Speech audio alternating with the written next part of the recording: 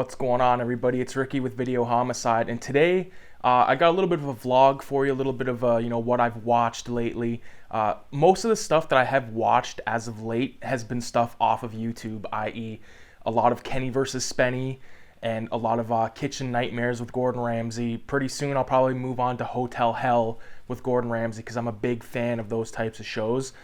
More or less, I'm pretty much a big fan of Gordon Ramsay. I just think he's a hilarious guy. I love his mannerisms and like little quips, and just he's a hilarious guy for me to watch. And I love him like tearing apart like these bozos and idiots. So that's always a good time in my opinion. Gordon Ramsay, you can't really go wrong. I never was really big on that show that he did that's like a competition show. Not really much into that type of stuff. I have watched like Chopped and shit like that. But anyways, to get quickly through the pile of stuff that I have watched as of late, I'm not going to really go in depth like the normal videos, but I did watch Dog Soldiers for the first time on VHS. Thought it was very, very spectacular. It was written and directed by Neil Marshall, and he did a spot-on job with this. If you've never seen Dog Soldiers, but you've seen it around, I think you should definitely watch it, because it's a unique take on like the werewolf lore. Not so much like the mythology, but I think you could pair this with a movie like 28 Days Later and have a really good time, because there's good special effects. There's one thing about this movie I will say though, there's a lot of quick cuts that can kind of get a little bit jarring throughout the film, but you know, it says Jaws, Aliens, and Predator with a werewolf twist, says the face, from the producer of Hellraiser, so that's interesting. I'm not sure who that producer was, but they did a really good job with this film. It doesn't run that long. It's like an hour and 5 minutes, which, you know, it doesn't overstay its welcome. It's pretty good. It's basically about, there's a little bit more backstory that I'm going to explain here, but it's basically about this platoon of guys that are going out into these woods, and they're thinking they're playing war games, but they really get wrapped up into this whole werewolf thing. And yeah, it's a really good time. So Dog Soldiers, I believe it was recently released. When I say recently, I mean within the last like 5, 6, 7 years. I think maybe Arrow or Criterion or one of those fucking companies put this flick out. But I'd love to get it on a format that's, you know, more clarity than VHS, but I'm still happy with this tape. I probably paid like a couple of bucks for it, but yeah, Dog Soldiers. Next is a movie that I picked up a long time ago. I remember I started it in the garage at the old house, but I never did get around to finishing it, and that movie is VFW. And I picked this movie up for $4. I have to prove this one. I like keeping the price tags on shit when it's like an outrageous price, but I picked that up at an antique market that's near my house, and I don't know, I don't even know how to start with this movie. It's all about this man right here who was in Don't Breathe, and he's a bartender at this veteran bar. And it's his birthday. It happens this movie takes place over the course of one day, near future, hyperactive drug taking over the market. People are going nuts. It's kind of like a hobo with a shotgun sort of feel in certain aspects.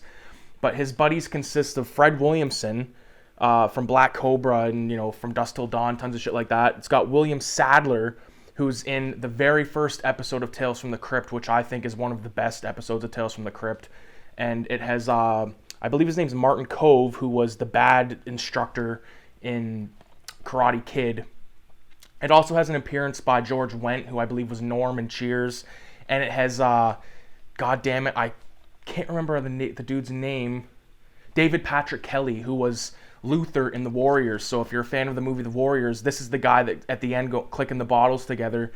I really thought that was cool to see all these sort of like exploitation-y stars all together in the same movie, and like they're all buddies. They're all just trying to get to this strip club and celebrate Fred's birthday. I believe that his name was Fred, but man, there's so much practical effects. Oh, before I get ahead of myself, it's directed by Joe Begos, who has done another film that I've yet to watch.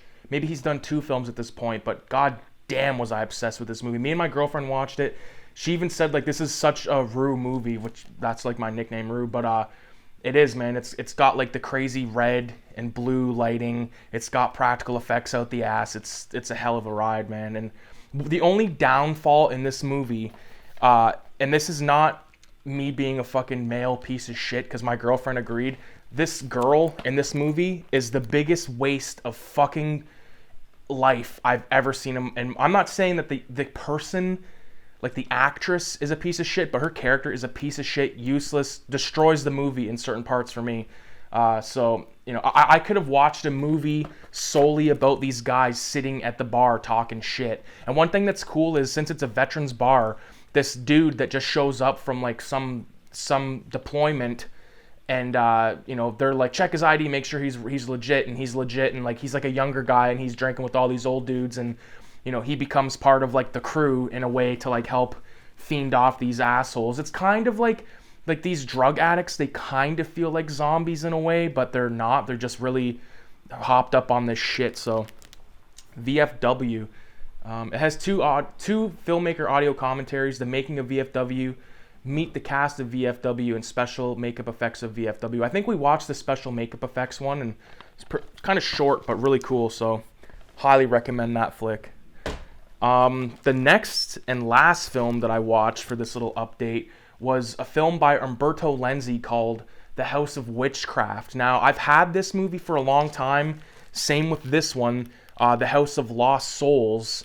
These are both gray market DVD releases of... Like, okay, so here's the thing. I was trying to find info about these movies, like, after I watched it, because I only watched this one so far, and I couldn't really find any information. And then I found out that this movie is part of a 4-part TV movie series, 2 of them directed by Lenzi, 2 of them directed by Lucio Fulci, and those movies were probably there when I bought these, and I just neglected to buy them because they were ones I just never heard of, and I was kind of like, you know, set in my ways with Fulci. Like, I only kind of, you know, watched like the same, like, I guess 5 movies by him, which is shitty to say at this point, but I would love to check out the rest of those movies. And apparently it was supposed to be 6 movies, but some of the, I think Argento might have been one of the guys to do some of it, but he pulled out. I think Umberto pulled out, so that sucks. But anyways, we got this TV movie called The House of Witchcraft, which is all about this guy who's having like this fucking recurring nightmare